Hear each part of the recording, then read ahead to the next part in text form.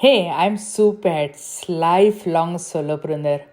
Now living my life with only one passion to help solopreneurs to launch their digital products on fast track so that they can be profitable as fast as within 1 week, and they want to scale, they can join the membership.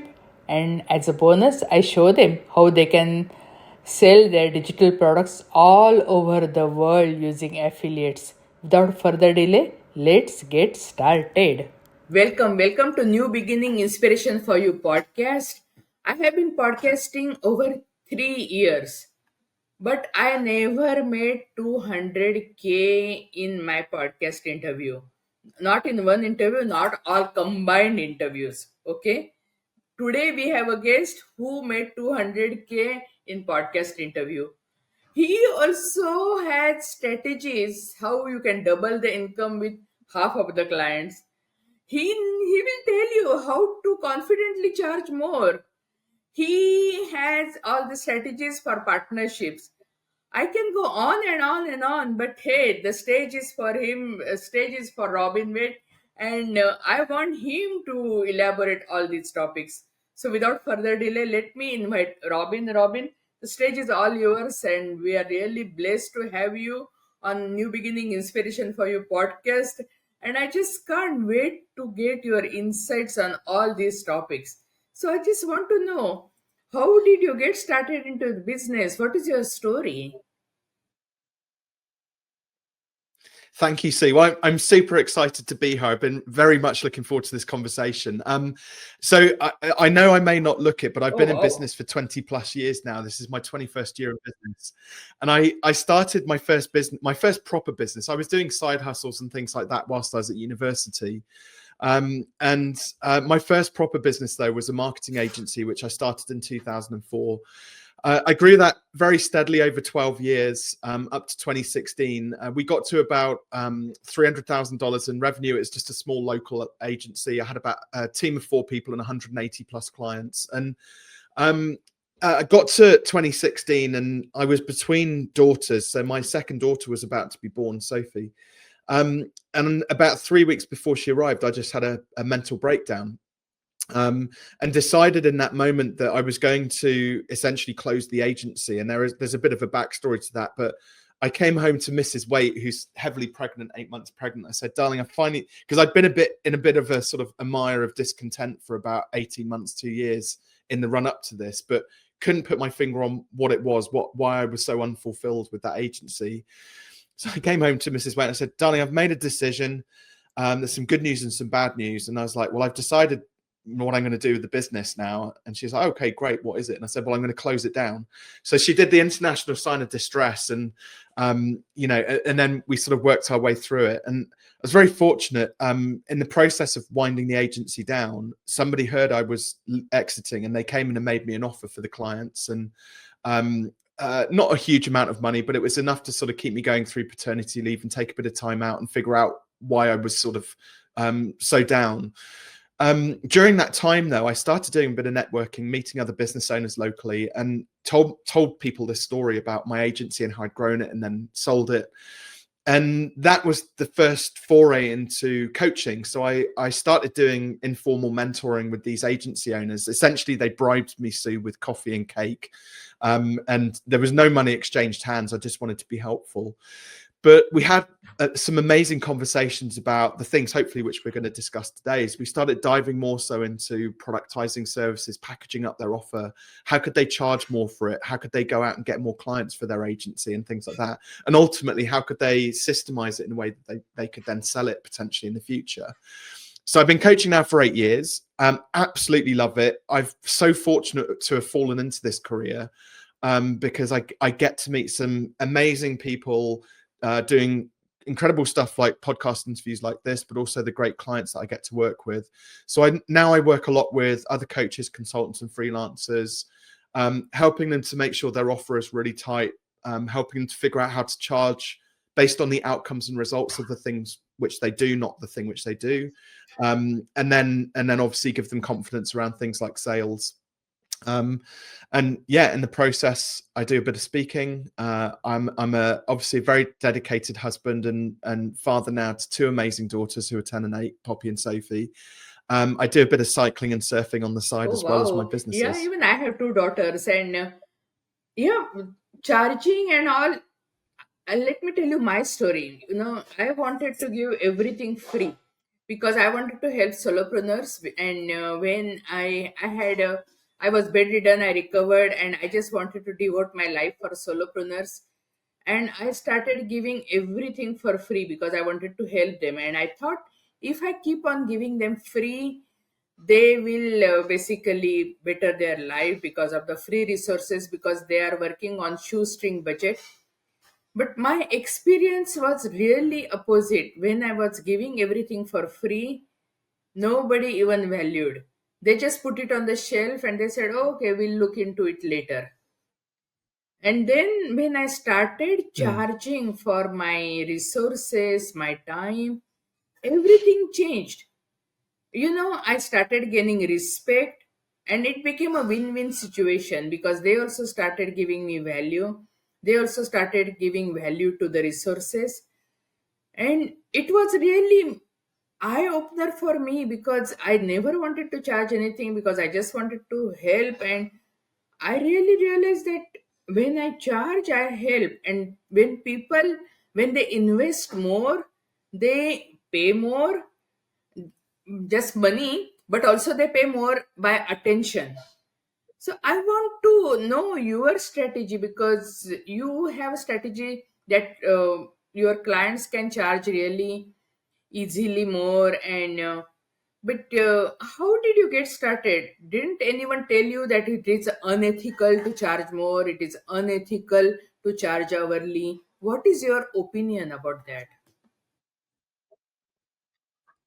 Well, so I don't think anybody necessarily says it's unethical to charge more. It's a self-imposed rule. It's a thought which business owners have, which is attached to their own internal value system.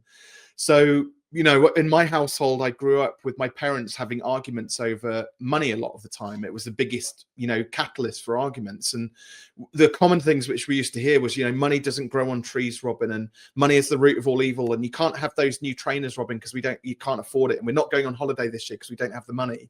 These are really like common things in our household. So I spent the first sort of 20 years of my life having it drilled into me that money is awful. And, and going after money was like, not the thing to do. You should go and get a job and you should be very sensible and things like that.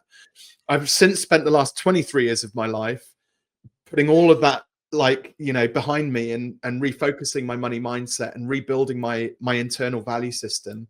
And money is a great enabler. You only have to look at charities, for example. You can't help charities aren't even charities if they don't have any funds within it to be able to then put it to good use. And it's the same within business. For the reasons you said, people have to have some skin in the game to as an incentive or motive to then do the work, because otherwise they're going to lose their money, for example, and they value it more.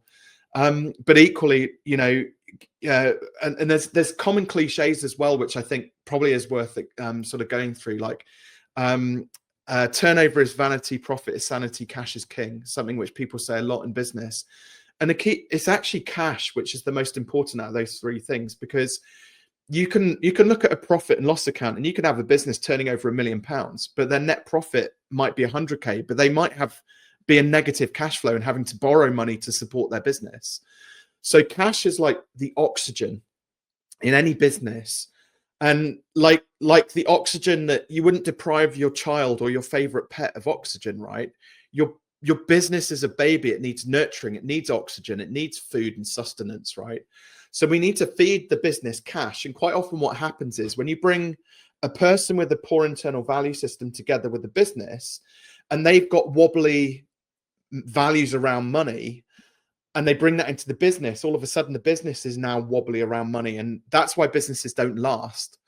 So I always say to people, like, get to grips with the numbers within your business first and foremost. Understand like what is turnover, how to understand what is profit within your business, and then how to create positive cash flow cycles within the business. If you don't charge enough, your turnover's low, your profit's low, and there won't be any cash. It's as simple as that. But mindset wise, there's a few things which people sort of, need to get into. So fire away with your questions, Sue. What do you feel would be most useful at Yeah, this point actually, for people have your listeners? concept that okay, they want the best deal possible in the market. But my suggestion is, the business which you love, make sure that they are making money so that they will stay in the business. Because many businesses will go belly Absolutely. up if they are not making money. So, if you are, don't try to just look for the best possible deal. Any business, any product which you love, just make sure they stay in the business. And that's why it is so important to, this is basically energy exchange, right? So that, yeah, it is a win-win Mm. scenario. Well, you have three choices when you go out and decide on how much you're going to charge for your product or service. And let's say, for example, if you go and look at your competitors out there, loosely speaking, most of them will be charging roughly the same, within 10 or 20% of one another, the vast majority of those businesses. And it doesn't matter whether you're buying plumbing services, you're hiring a coach or an accountant, it doesn't matter what it is, but they'll all loosely be the same. And you have three choices at this point. You can either be the cheapest in the market because you think that's a way to attract clients, is, oh, I'll undercut everybody else's prices. But that, again, is a reflection typically of your own internal value system if you go for the cheapest, because that's how you would choose to Yeah. buy, so you think other people would. No, The the cheap second, is not always go on. good. Means basically, means Neiman Marcus has their their client base, and so does Walmart. You know. That's it. And I have a saying. Don't know if you share this saying as well, Sue. Like, buy cheap, buy twice. Quite often, if you buy the cheapest plumber or electrician or whatever, you have to hire somebody else to come back to fix Yeah, their no shoddy quality. work, Yeah, right? there has to Not be all the time. quality, Don't get right? me Yeah. wrong. That's it. So we can go in at the cheapest. The second option we've got is we can go in middle of the road. We don't want to be the cheapest because that we know that's wrong, but we also don't want to be the most expensive because we believe that will put people off buying our products or services. And then the third option is you can be the most expensive in the market. Now, an interesting statistic for you, and this is broadly accurate across most industries. Um, if you had 100 accountants or 100 electricians or 100 coaches in a room, 10% of them would extract 60% of the value out of that industry, which means that 90%, the vast majority of people working in that industry, are scrapping over the last 40% of value that's available to them. So you don't necessarily have to be the most expensive. You could be, but you at least position yourself in the top 10% pricing wise. And there's a few clues as to why this is like the right way to do it. Okay. If you look at the most expensive in pretty much every industry, they've been around for the longest. They've probably got a nice office, maybe with staff, but they've got lots of reviews. But the most important clue is, despite the fact they're the most expensive, they're still able to get clients. And most of that is because it's based on reputation. They have great case studies, reviews, and testimonials. And so I always recommend to anybody, when you're going out and buying any product or service, forget about the price. First of all, look at how they present online. What does their reputation look like? How many reviews have they got?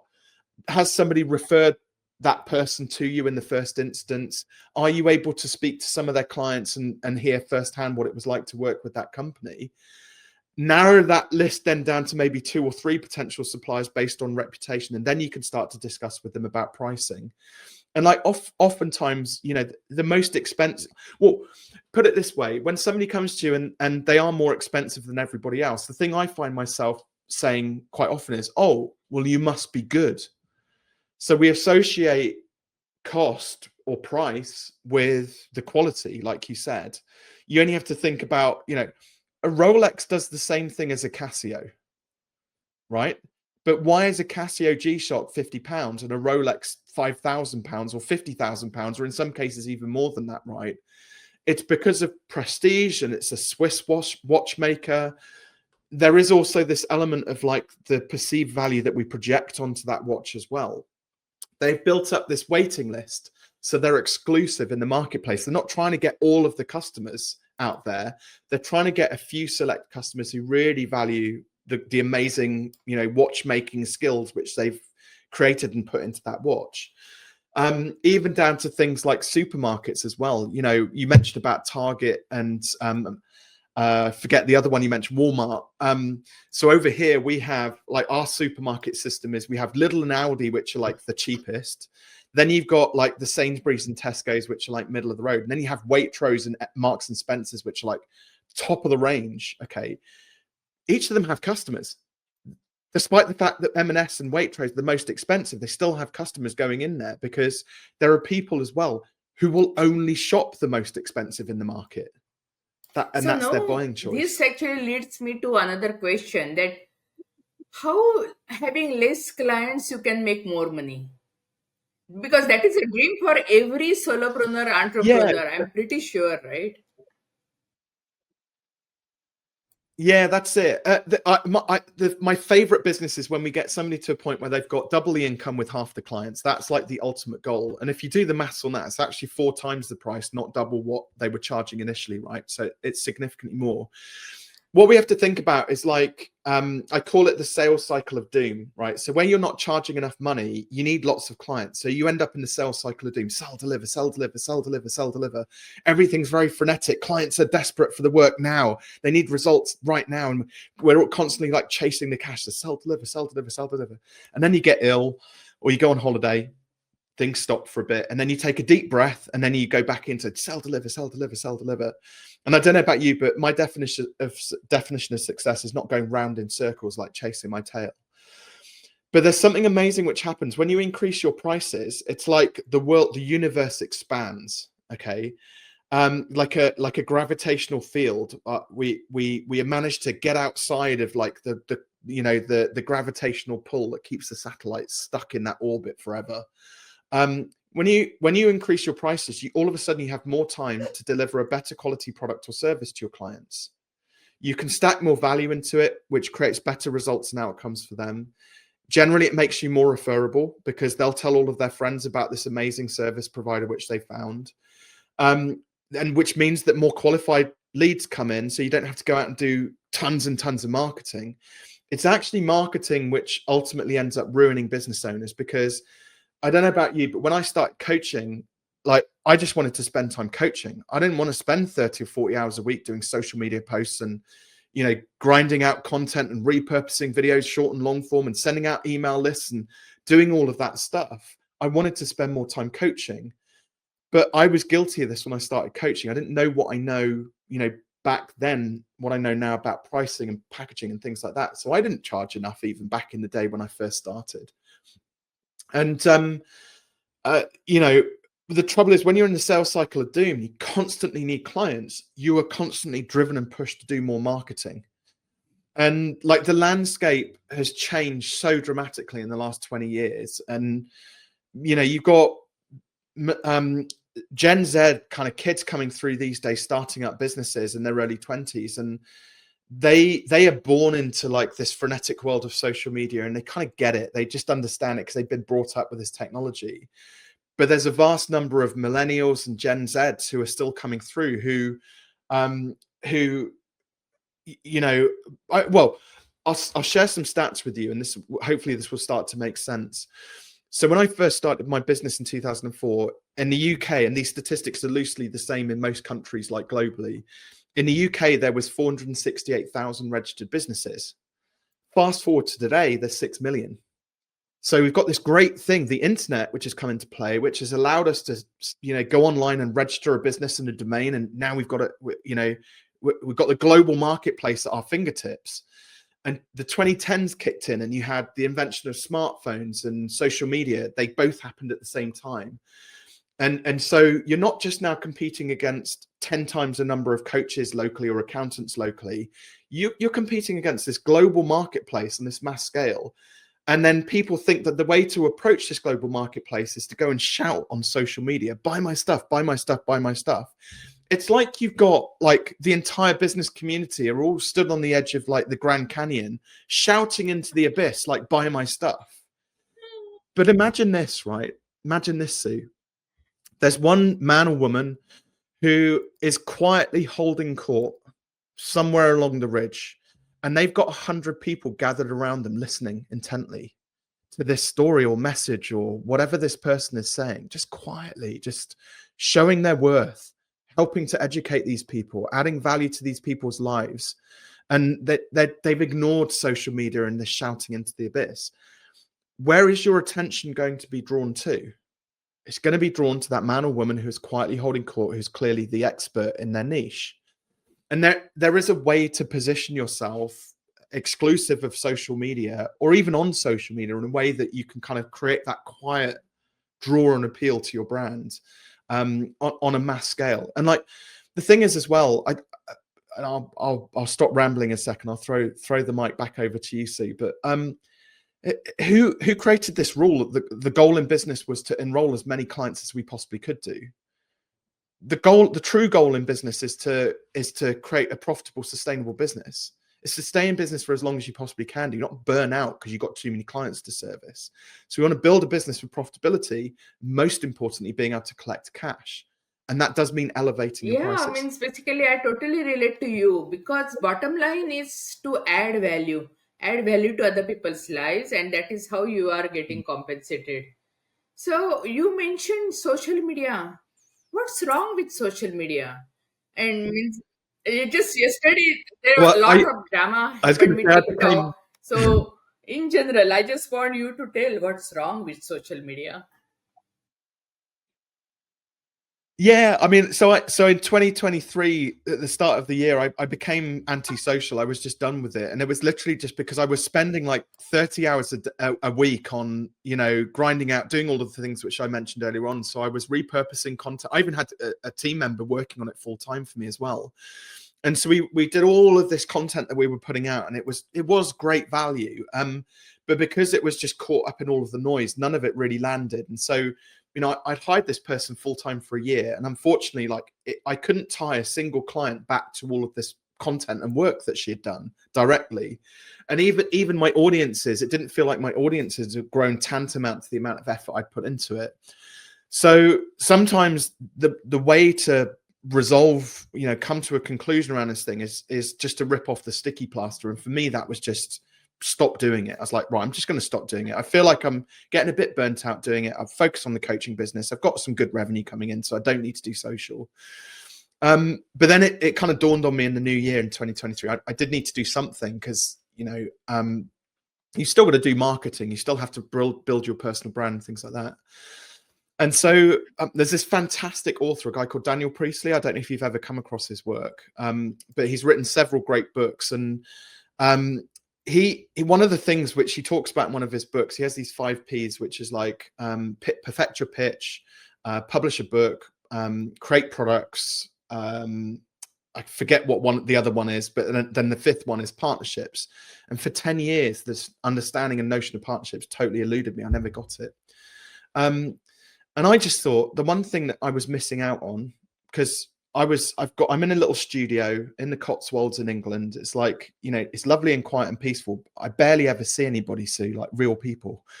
And so I was like, right, I just need to get out a bit more. What am I going to do? And then I realized that there was these amazing, like influential people who already had large audiences. So you may or may not have heard of these people, but I'm going to name some names. For me, they mean a lot. Ali Abdaal, fantastic YouTuber on productivity. He's got 6 million subscribers.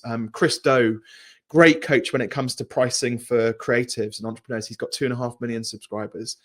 Steve Bartlett, fairly sort of household name. On he was a dragon here on Dragon's Den, and he's got his podcast Diary of a CEO. There's these incredible entrepreneurs, and I wasn't in their world, so I thought, right, I'm going to make a list of these people. I like what they're about. I like their message. They put events on. They seem like really fun people to hang out with. So I'll just go and find creative ways to go and hang out with them.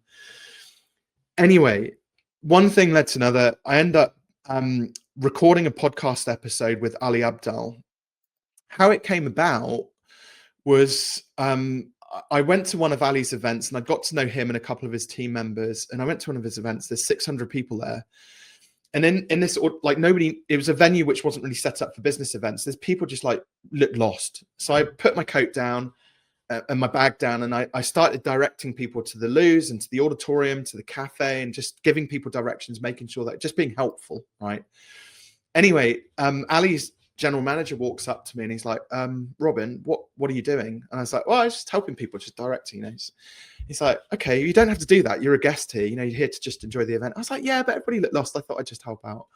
He went to walk away, took 3 steps, and then turned back to me. And he said, oh, actually, funny enough, Robin, there was something I wanted to talk to you about. And so the conversation, and he wanted to pick my brains about pricing and Ali's products and things like that. And so I helped him out on a coaching session. I then coached some of his teams. I did all of this for free. I just love working with the guys. And by the way, don't do all of your work for free. I think you said that at the start, because like otherwise you can't earn any money from it. So there's certain things in partnerships, especially, you do for free. The money comes though as a byproduct of doing a job well done with that further down the line. You've got to be patient. Anyway, one thing leads to another, and as a result of that, Ali's team invited me onto the Deep Dive podcast, and I initially didn't want to put myself forward because a bit of imposter syndrome. The first guest was a guy called Ben Francis, who founded Gymshark, which is now a household like gym, you know, fashion brand, multi-billions of dollars valuation. It's huge. So I thought, oh, well, I know Ben Francis. Anyway, eventually plucked up the courage. I get on this podcast. During the podcast, all we did was, it wasn't anything about Robin. We just did, Ali came up with a couple of concepts for businesses, and then I coached him about how to start them up. That podcast episode has now been viewed, I think, 300,000 times on YouTube. In the first 60 days, I shipped something like 600 or 700 signed copies of my book. Originally, we were going to give away just 15 copies of it. Ali and I were going to sign it, and just as a prize draw, we would give them away. Those books were gone within 5 minutes of the episode going live on YouTube. So I just kept sending the books out, and I got so since in the first year, I think I got over 3,000 leads. Those leads, obviously, we nurture through. I had some value. I have a call with some of those people, and it's generated in the order of about £250,000 worth of new business from my small, humble sort of coaching practice. And you know, it came about purely because I added value. I found a partner that I loved what they're about, similar identity, similar message, similar vision, mission, and values, which I could just get on board with. I wasn't, you know, in a rush to get clients. That's, you know, I think the moment you're in a rush to get clients and you need to pay your mortgage and put food on your table, everything goes to pot. It goes wrong. But I was like, no, I'll keep doing this indefinitely until I get bored doing it or something comes out of it, you know. And I'm very grateful that the podcast happened for obvious reasons. The same process of just showing up, being helpful, adding value, getting to know the team, it's led to my dream speaking engagement this year in front of 1,500 people. That's happening in June at Atomicon. It's led to me building partnerships already with I got to hang out with Chris Do on a yacht in Dubai a couple of weeks ago. I've started to build a partnership with Simon Squibb and his team. So he's another big influencer in the UK. So just by being abundant and being helpful, it's creating these just amazing opportunities for me that I don't think I would have ever got by stopping social I media. just got some nuggets from your talk. I just wanted to tell you, social media, initially the statistics like people need to see your message 7 times before they take any action. That was the old message. Now they say people need to see your message 41 times. Yeah, so Oh yeah, means, yeah, easily. I'd say it's social even now in media the is hundreds of free. times. Yeah, but no, actually, how much free social media is helpful? That's a question, because each social media has a different algorithm, and algorithm always favors for the ads. And I know some of my friends, they've Yeah, paid like $10,000 for Facebook ads to get zero qualified client. So I don't want to say anything more about that. yeah, And books, I have written 3 books, but I haven't published any book yet. But I have been talking to many people about books, publishing, and a various things. And almost everybody has told me, there is no money in books. There is no money in books. Yeah, books are only like a expensive business card, or books are just for getting speaking engagement. But your example is telling me, hey, you can make money even with books, because this is totally means opposite what I heard of from other people. So that's Yeah, I mean, so in terms of the books themselves, so I probably make now, I mean, I've got several books. I probably make about £500, so about $600 a month, relatively passively now for the books, right? So across Kindle, paperback, the audiobook. And I also, so like when I give away books, that it's not like a free plus shipping. I don't do it that way because I don't like that model. It's what do you call it? If people want to contribute towards a bit towards postage, they're welcome. But if they just put their name and address, and I'll ship the book. So actually, I make a little bit of extra money from people who do donate a bit towards shipping. But yeah, That's a good £500-600, one. Yeah, means roughly a it's month. But the ongoing. thing You is, like, did work once and you are keeping, yeah, getting paid again and again. That's amazing. Why not? Yeah. that, that's it. And the thing as well is like, so it ends up being roughly net neutral because that money I invest into buying copies of my own book then to give away. So that covers the printing costs. I'm probably a little bit down in terms, but the thing is, I don't really spend a huge amount on other marketing activities now. I don't need to. So I focus very heavily on the speaking engagements, the podcast interviews and partnerships, and then obviously giving the book away is like the top of that funnel. And again, like the thing as well, you mentioned about something really fascinating there about the touch points. So on social, yeah, 41 touch points before somebody engages with you. There's actually some, so Google did some statistics that they have like it used to be a white paper. It's now like a website with a load of resources on it called Zero Moments of Truth, ZMOT. And they said that in order for somebody to buy a high ticket service, no matter what it is, you have to have engaged with them for 7 hours across 11 different touch points and 4 different locations. So locations wise, they're talking about online, offline, traditional PR and media, maybe through your website or in person, for example. So those are the locations. Touch points are things like we've discussed, like the book, speaking, podcast interviews, on social media. What else is there? Through a brochure, through meeting in person, through a business card, through an introduction. Those are all different touch points. But for me, it's actually the 7 hours of engagement, I feel, which really makes the biggest difference in terms of building trust. So you think about, like, with the interview with Ali, so the interview itself was 2.5 hours, right? So imagine somebody sat there for 2.5 hours, and the amount of times I get people on calls and they're like, "Oh my God, Robin, I can't believe I get to speak to you." And I'm like, "Oh my God, I can't believe I get to speak to you." But they already feel like they know you because they've kind of watched you talk to somebody they know and trust for 2.5 hours. Then I send them a copy of the book, and that maybe takes them 2, 3, 4 hours to read it. So just in those 2 touch points alone, I've already chalked off a good 5, 6+ hours of engagement before I even have a conversation with them. And then other areas where I like to add value and really start to elicit trust is where people get time with me. So I do a free coaching experience as a workshop, and then from there, they then, if they qualify, then I'll invite them into doing a one-to-one call together. So across those 4 touch points, there'll be a number of other things which have happened in between, but just those 4 alone, that's the 7 hours ticked off. And you can see why people specialize in, doing day-long workshops, for example, because if you can get 100 people locked in a room for a day with you whilst you kind of give them a load of great information, well, you've chalked off all of the engagement. And so the trust is generally Yeah, very high at really that great point. insight because yeah, touch point at various areas, various locations. That's the really great insight, and you are creating no like and trust factor, and that's of course means can lead to more and more conversions. You know, the main reason why I wanted to help solopreneurs because most solopreneurs quit their business before they launch their first product. Many entrepreneurs don't see second year in their business. Those who see second year, many of them don't see fifth year in their business.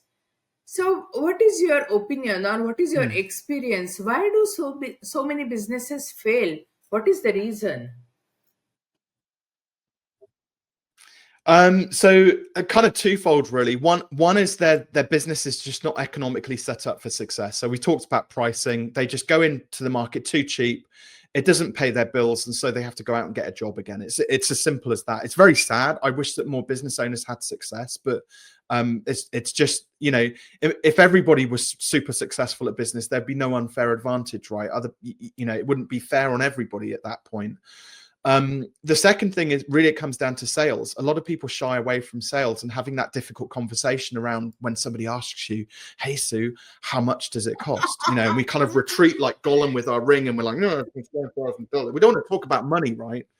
And so there's fear which kind of creeps in. It's why my business is called Fearless Business, because business owners need to fear those things in business ever so slightly less that stop them from achieving their goals. Standing up and doing a 60-second pitch, reaching out to a famous podcast host and asking if they can be on there as a guest, going after that speaking engagement you want to get. But one of the biggest reasons why business owners struggle when they're starting up their first business, it's because unfortunately they look at what everybody else is doing and they think they've got to emulate it. So I've got to register a domain and build a website and get all my social media profiles set up and set up a YouTube channel, do all these videos and post all this content on social media and get a blog set up and go and start up a podcast. And so they see all these people doing all of these things, right? What's the one thing they're not The doing? main thing, what moves the needle in their business, right? They are not doing that, and they are spreading That's thin selling. everywhere. And means basically, how can they? You know, if the magnifying glass it is spread and on the paper like this, it will just warm the paper.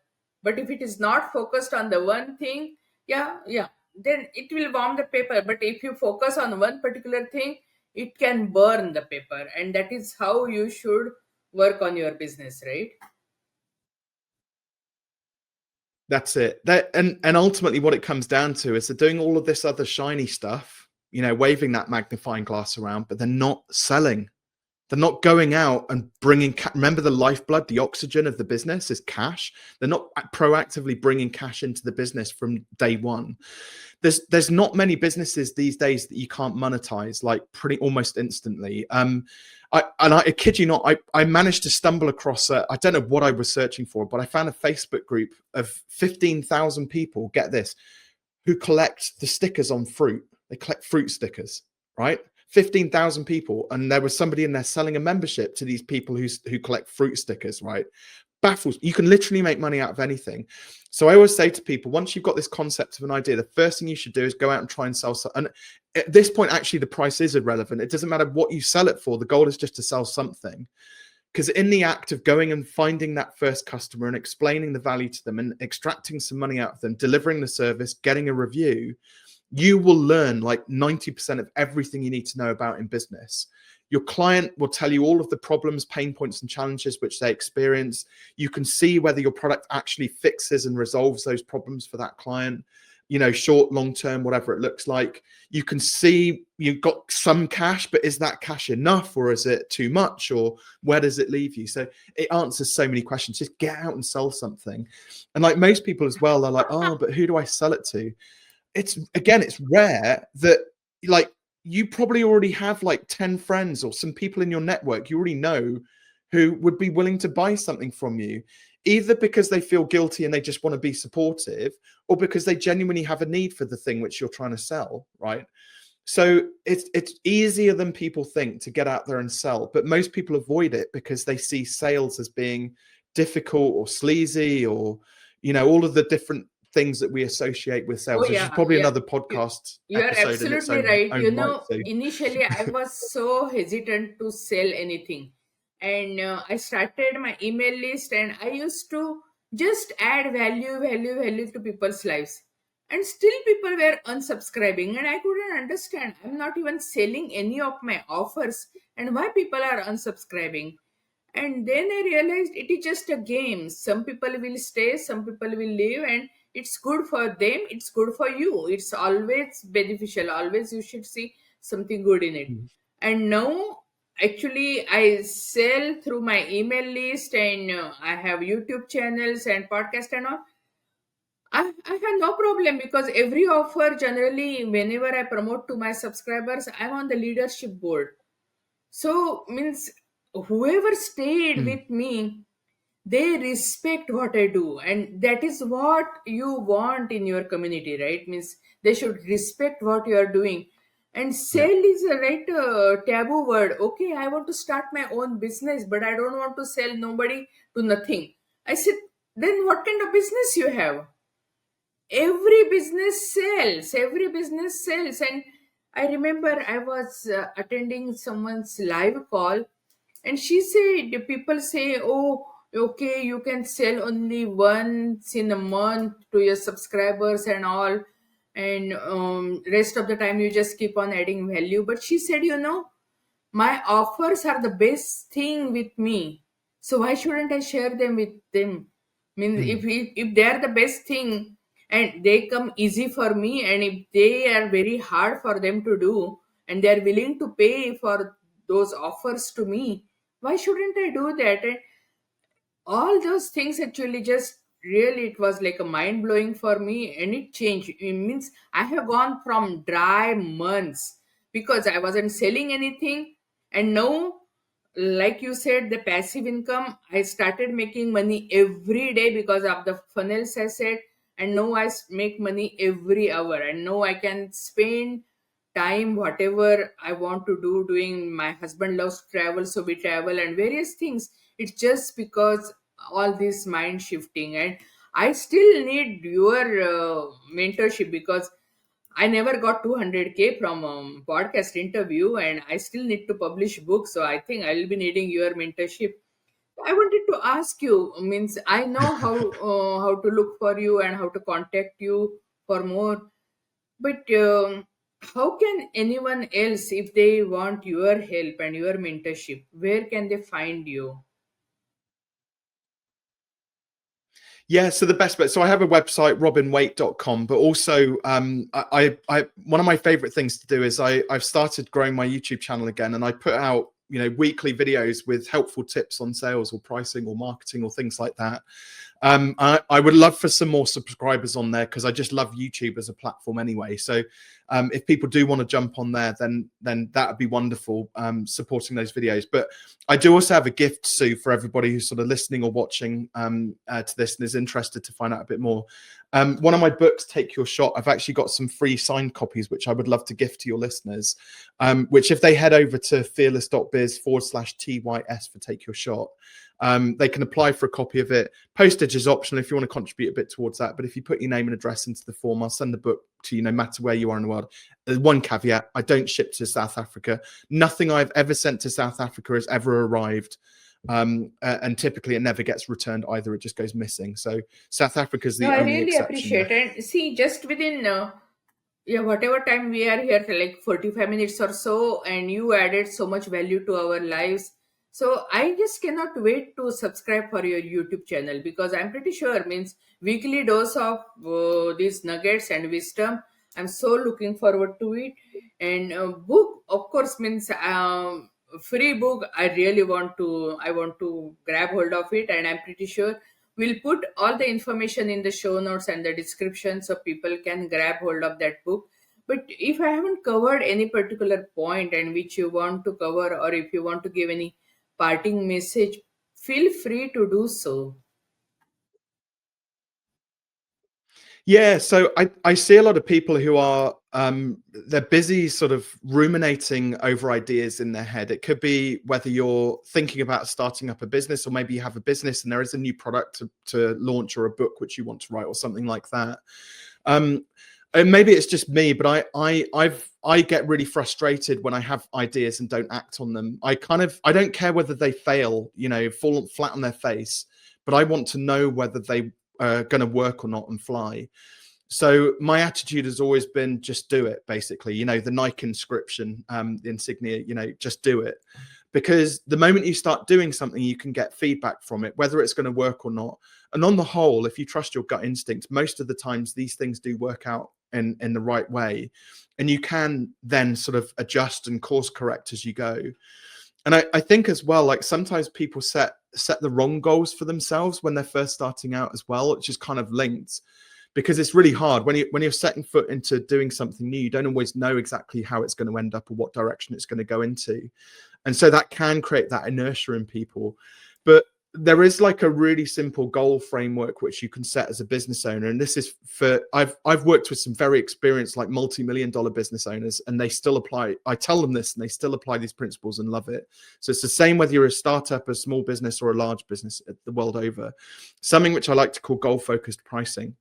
And it's like, imagine you it's not even a business plan on a page. It's like, imagine if you wrote a business plan on the back of a postage stamp. It's that simple, this concept. So the idea is that if you're going to start a business, and I'll keep the numbers nice and simple for everybody, that you want to earn $100,000 next year in your business. The next question I would ask is, well, how much are you selling your product or service for on average when you sell something to a client? And I do this exercise in front of a whole room full of people. So they might say, oh, $1,000. Okay, great. So what we're going to do now is we're going to take the big number and we're going to divide it by the little number. So, right. So this year you need to sell 100 units of your product or service. And normally the vast majority of people's eyes pop out of their head or through their glasses because they're like, 100 units? I couldn't possibly deliver 100 units of my widget to people this year. So what we're doing is already just in 2 questions, we're starting to get some feedback about whether the business can work or not. And we're looking at supply and demand, just basic business economics, right? So 100 units, okay, great. So that's too much. How many units do you think you could sort of have the capacity to deliver? And they might say, well, maybe 20 units. Okay, great. So $1,000 immediately is capping your earnings potential because you just don't have the time to be able to deliver that product. And when you're making 20K, because 20 times 1,000, like $20,000, you can't afford to hire somebody to help you deliver more. So what we've got to do, we've got to elevate or increase the value of your offer. We've got to somehow increase your price from $1,000 to $5,000 per unit that you're selling. And again, their eyes pop out their head and they wonder how they're going to do that. And things that we talked about, massively underselling themselves or whatever it might be, we took. But I'm not a big fan of like 5xing your price and adding no extra value. So what extra value can we stack in here to guarantee the results for your clients? The other side of the business plan then, so that's like on the supply side of it, just the basic business economics that stack up just in like 4 questions. Then we look at the demand side. So then the next question we would ask is, can we stimulate enough demand to sell 20 units of our product or service? And quite often their eyes don't quite pop out of their head, but they do have this moment of clarity, but there is no hope in hell that they could have stimulated enough demand for 100 units. 20 now is far more realistic, and so is a 5K price point to achieve their earnings potential. And that's it. That's the business plan on the page, because now what we can do is we can pull those 2 levers to suit our business model and make these assumptions try and fit like what our worldview was before we started this business. And literally, I had a business owner doing $20 million. So you'd think, oh, experienced business owner, he's got a team of like 120 people. And his head just started, like, smoke was coming out of his ears at this point, because he realized they were trying to Oh, sell yeah. too many products a year. That's the main And problem. this is where the Solopreneurs, even I right? This is personally, where I have that same problem. Just selling too many offers. Yes. That's it. So Sue, you've got some of the tools now where you can start to adjust your prices. We don't have to 5x our prices. It could be that if you're charging $100 for something more, maybe the next 10 people see you pitch it at $150 and get a few yeses, build your confidence. Maybe the next 10 you then pitch it at $200. So you can gradually increment your prices and work up towards it. But people, like, do the maths, run the numbers, look at supply and demand. How much capacity have you got? How much demand can I you really stimulate for like it? what you said. Just do it. Yeah, because I think most people have the problem that they want everything to be perfect. And as a human being, I don't think you will ever achieve perfection. As far as you are better today than yesterday, it is a great journey, right? And I remember one of my mentors says that, the moment you become perfect, God will call you up there. So why do you are striving for perfection? So just do it, and that's really great thing, because that's how, because I work with solopreneurs, entrepreneurs, and they sit on their passion and dream and whatever product they have created for months and months and months, because they just want to perfect it. And then that's why I read also somewhere that, you will find the most dreams in a cemetery, because they never got the life. People Yeah. die with their dream in their heart, Yeah. and we don't want that to happen to you, right? And that's why, means, you do whatever you are doing, and totally appreciate your help. I'm really looking forward to connecting with you even after our episode, and collaborate and work with each other, because awesome nuggets, because this is the main thing, increasing the pricing, and it is so easy. And I did it at some level. For example, I started designing e-courses, and my e-courses were for 297. Later on, AI became very prominent. Then I said, oh, okay, if AI is so prominent, I need to have AI module into my every course. So I added AI module. I added various bonuses. And then I realized I'm adding so much extra value. And that also another point I liked what you said. You just don't raise prices, you add equivalent value to the product and make justify the pricing. And Yeah. that's what I did. So now my courses are going for 497, and the sale hasn't stopped, means people still buy because they see the value. And it's really eye opening, and means it's a lesser coaching for us, because I need to work on my other products, because other products, yeah, means I still have the original price, but I think I need your mentorship, because some products I work easily, but I think some products I'm still hesitating. And you know, your clients know that if you have any hesitation, if you are not confident about your offers, then they sense it and they don't go for it. Then your Mm. conversion rate is very low, and you say, why I'm not converting? Because you're not confident about your own offers. And if you cannot transfer your confidence to your clients, to your prospects, it's not gonna happen. So I really love your ideas, and so looking forward to working with you. And thanks a lot. Keep on doing whatever great work you are doing. Thanks a lot for coming and blessing our community, blessing our families. So looking forward to you. And hey, please grab hold of his free book, because you know, if his one podcast episode is worth 200K, you can imagine, even just because he's giving you this book for free, that doesn't mean it doesn't have any value. He is loaded with wisdom. So grab hold at his great Mm. free gift. And so thankful for you coming on our podcast and blessing our family. Thanks a lot, really appreciate. Thank you, keep up the good work. Thank you. It's my pleasure, Sue. Sure. I've got one very final brief thought. If you're vague, the universe is vague. And what I mean by that is, like, so many people will go out into the world and they'll say, hey, universe, I'd like more money. And the universe doesn't know whether to drop $10 on the floor or the winning ticket on the pavement, right? So it gives you like £79.32 or whatever it is. And you go, well, that's great, but I want more money. So when you go out and you ask for something, you've got to be super specific. And it doesn't matter whether you're selling something, whether there's a podcast you want to get onto, whether somebody you want to speak to, or just whatever the opportunity is, be super specific, whatever you ask of the universe. But it's been a real pleasure, Sue. I massively appreciate you and inviting me on, and your kind words about Thank you, thank you. our Universe is conversation our today. genie, and universe will satisfy all our dreams, but we have to ask carefully. Yeah, thanks for the last nugget. Totally appreciate. Thank you. Thank you. Hey, thanks for joining us. We are blessed to have you as part of our community, and whatever way we can help you, serve you, let us know. Please subscribe and let us know how we can help you, what resources you want. We have lots of free resources and also free collaboration joint venture groups you can join and explode your business, because most solopreneurs quit their business before they launch their first products, and I don't want that to happen to you. And that's why we have special launch service where you can monetize your digitals and become profitable as fast as within 7 days.